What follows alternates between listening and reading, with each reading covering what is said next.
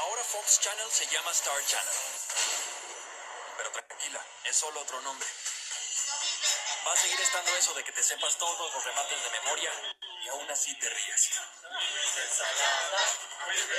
Vas a seguir bien convencido de que en esa... hay lugar para los dos.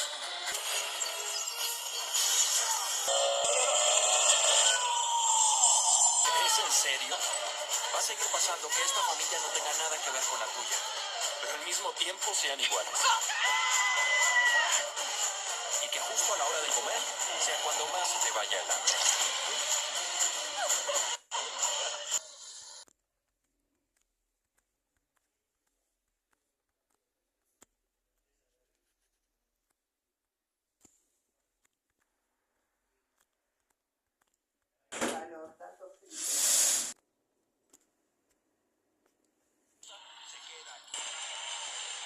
Star Channel, el nuevo nombre del entretenimiento.